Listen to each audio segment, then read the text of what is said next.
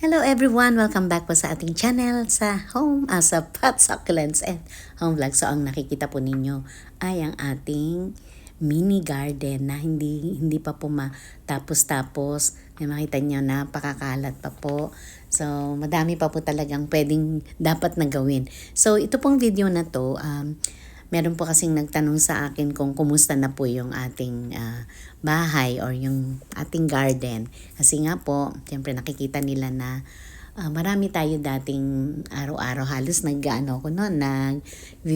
ko nung aking mga succulent arrangements. So ngayon po medyo bumagal yung ating filming. So ayan po yung ating mga succulents na yung iba po talaga dyan dapat nang i-arrange. And ayan yung, makita nyo, magaganda pa naman din sila. So dito naman po sa kabila, ito po yung ating mga mini na halaman na na mga gulay-gulay natin dyan. Meron din tayo dyang strawberry. And meron din tayong lettuce. And ang atin pong kamatis ay nagkakaroon na po ng bunga. Ayan po, meron ditong isa. Tapos may mga kasama na rin po mga bulaklak yan na soon magkakaroon na tayo ng kamatis. Ito naman may dalawa dito. So nakakatuwa 'di ba na may mga ganyan tayong tanim kahit napakaliit lang ng ginagawa natin. Meron nga pala, ayun nga pala yung ating luya. So ayan po ang ating mga aayusin pa. Madami pa po talagang aayusin dito sa bahay na to. At ito pala yung orchids ko na lagi siyang nadadapa. At ito naman po yung matanda na nating mother plant nung ating Monstera Deliciosa. Papakita ko sa inyo yung nandun sa, pero parang napakita ko na sa loob ng bahay. Yung ating Monstera, yan. Matanda na talaga siya. 4 years old na siya. Kaya hindi niya na kayang tumayong mag-isa. Meron siyang tungkod. Ayan. Okay, so ito po ang ating paligid, hindi po talaga laging malinis.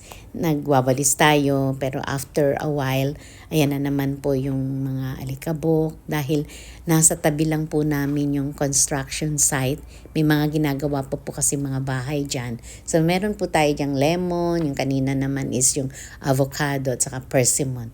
So ayan po yung roses natin na matagal na rin to, parang 3 years na. Yan, kasabay sila. Pero itong isa na mulaklak ngayon.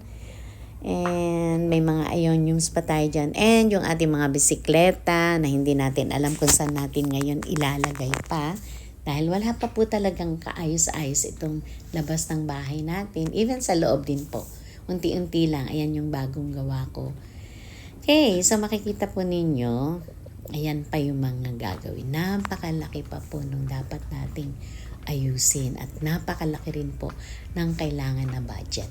Pero meron pong isang na ayos na tayo. Ayan, makita ninyo. Nagkaroon na po tayo ng bakod dun sa gilid ng ating bahay.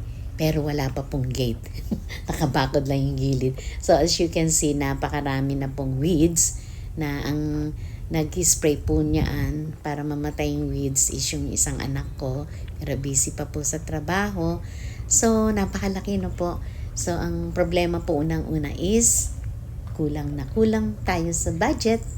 At ang pangalawa naman po is kulang din sa oras na medyo imis-imisin sana. Pero talagang ganun. Busy po talaga lagi dito. And as a Jehovah's Witness, meron pa po kaming ibang responsibility sa ating Diyos na Jehovah na nangangaral po tayo. Spread natin yung good news para yung mga iba naman po makaalam ng tungkol sa salita ng Diyos. Okay? So ayan po yung sinasabi ko sa inyo na construction. Kaya napakaalikabok po dito sa bahay, sa labas. Sobrang yan naman po yung maganda sa tapat ng bahay namin. Meron tayong parang park dyan. At ayan naman po makikita ninyo ay ang ating mga boxes na yan po yung mga binili natin ng ibang furniture, ibang mga appliances. So dito po is hindi natin pwede basta itapon lang yan. So kailangan pong sabihin natin sa council at sila po ang pipick up. At free naman po ng 3 beses sa isang taon. So hanggang dito na lang po ulit tayo, and maraming salamat po sa support, at sa mga hindi pa po nakakapag-subscribe, please do subscribe po, and huwag po ninyong kalimutan to hit the bell button para po lagi kayong updated kapag may mga bago tayong videos. So ayan po yung ating halaman dito sa loob ng bahay. Okay, so yun lang po, and thank you all very much. Bye everyone!